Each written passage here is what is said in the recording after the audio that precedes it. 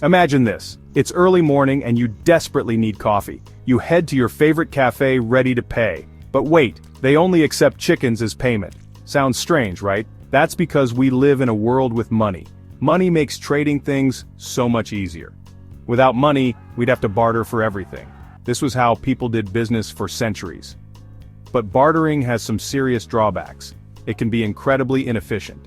Imagine trying to trade a telescope for a new pair of shoes. For thousands of years, people relied on the barter system. You had something I wanted and I had something you wanted. We'd agree on a fair trade and voila, transaction complete. This system worked okay for small communities, but imagine trying to trade a cow for a cartload of wheat. It gets complicated quickly. First, you need to find someone who wants both. Then, you need to agree on how much wheat equals one cow. It's a hassle. The barter system limited trade and made it hard for economies to grow. Gradually, people started using certain goods as a medium of exchange. Bartering was the primary method of trade, but it had limitations. These goods, known as commodity money, had intrinsic value and were widely accepted. Shells, salt, beads, and tools became forms of currency. Salt, for example, was essential for preserving food and maintaining health, making it a valuable commodity. Commodity money simplified trade and allowed for value comparison, crucial for developing complex economies. This innovation laid the groundwork for the future of money and economic systems. As societies grew, so did the need for a more standardized form of money. Enter precious metals. Gold and silver, with their rarity and durability, became the preferred mediums of exchange, but carrying around chunks of gold was impractical. That's when the Lydians, those clever folks, came up with coinage. Around 600 BC, they started minting coins with standardized weights and purity. These coins were easier to trade and less susceptible to fraud.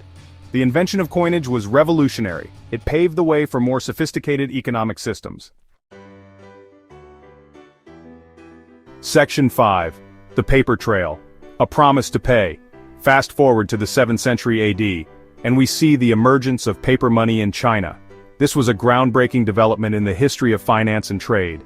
Initially, these were promissory notes representing deposits of precious metals. People would deposit their gold and receive a note in return. Think of it like an IOU for gold. These notes could then be exchanged for the actual metal when needed. Over time, people began using these notes as currency itself. The convenience of carrying paper instead of heavy metal coins was undeniable. Paper money was lighter and easier to transport than heavy coins. This made it particularly useful for long-distance trade. Imagine traveling long distances with a bag of gold versus a few paper bills. Which would you prefer? The answer was clear to the merchants of the time. This innovation revolutionized trade and finance, making transactions faster and more efficient. It laid the foundation for the complex financial systems we have today. Section 6. Digital dollars and beyond. The future of finance. Today we're in the midst of another monetary revolution. The way we think about and use money is changing rapidly. Physical currency is slowly giving way to digital money.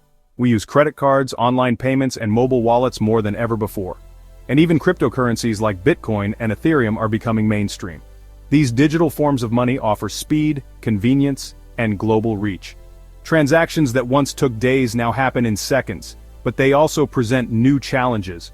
Cybersecurity threats and financial fraud are on the rise. How do we ensure security and prevent fraud in a digital world? Experts are working tirelessly to develop robust security measures.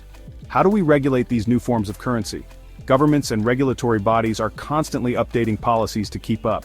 These are questions we're grappling with today. The answers will shape the future of our financial systems. The future of money is constantly evolving, driven by technological advancements and changing consumer behaviors. And it's exciting to think about what lies ahead. The possibilities are endless and the journey has just begun. Section 7. What's money worth? Money plays a crucial role in our modern economies. It acts as a medium of exchange. We use it to buy and sell goods and services. A unit of account. It allows us to measure and compare the value of things. A store of value. We can save it and use it later. Imagine a world without these functions. It would be chaotic. Money in its various forms enables us to participate in a complex global economy. Gap 3S, Section 9, the psychological value of money. Beyond its practical uses, money has a significant psychological impact on us. It can evoke a range of emotions from security and happiness to stress and anxiety. Think about how you feel when you receive your paycheck versus when you have unexpected expenses. Money can influence our decisions, relationships, and even our sense of self-worth. Understanding its psychological aspects helps us manage it better and make more informed choices. Don't forget to subscribe and like our video. Section 8. The Future of Money, a Cosmic Question. From bartering chickens to digital currencies, the story of money is a fascinating one. It reflects our ingenuity and our constant desire for progress. As technology continues to advance, who knows what forms of money we'll invent next? Will we move towards a cashless society? Will cryptocurrencies become the norm? Or will something entirely new emerge?